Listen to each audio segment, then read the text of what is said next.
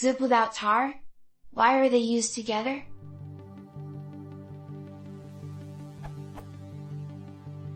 Why are tar and gzip almost always used together, and not just gzip?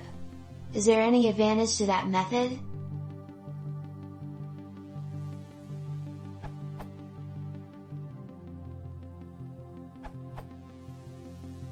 Tar creates a single archived file out of many files, but does not compress them. Format details. A tar file is the concatenation of one or more files. Each file is preceded by a 512-byte header record. The file data is written unaltered except that its length is rounded up to a multiple of 512 bytes and the extra space is zero-filled. The end of an archive is marked by at least 2 consecutive zero-filled records. Gzip compresses a single file into another single file, but does not create archives. File format.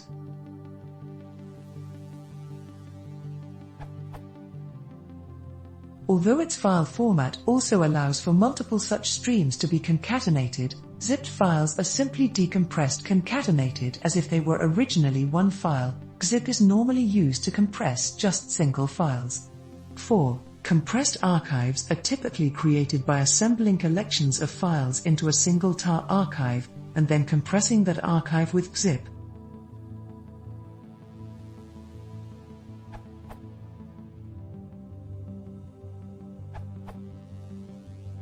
Gzip. Zip2 are stream compressors. They compress a stream of data into something smaller. They could be used on individual files, but not on groups of files on their own. Tar, on the other hand, has the ability to turn a list of files, with paths, permissions and ownership information, into a single continuous stream, and vice versa. That's why, to archive files, and if one needs compression as well, one usually uses tar plus some compression method.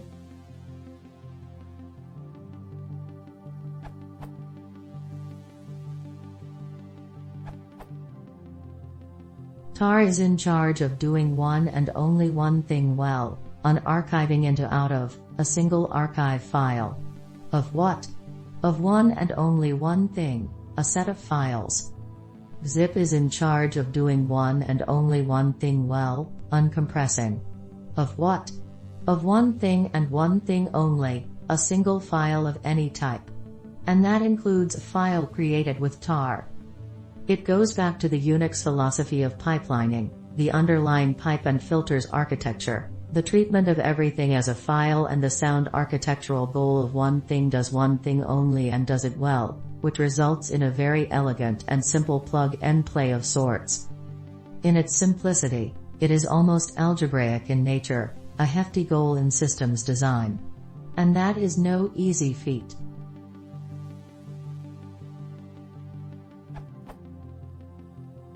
In many ways, and not without its flaws, this is almost a pinnacle in composability, modularity, loose coupling and high cohesion. If you understand these four, and I mean really understand, you understand, it will be obvious why tar and gzip work like that in pairs.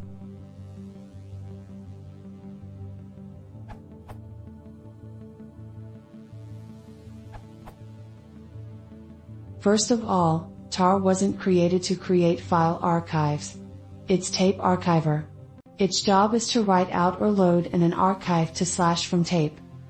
The F option makes it use a file as virtual tape, which can then be compressed by another program.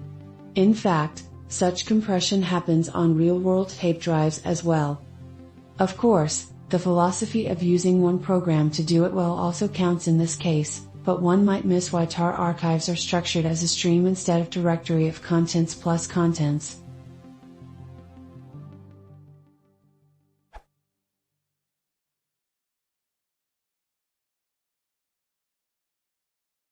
If you want to support the channel, please consider subscribing.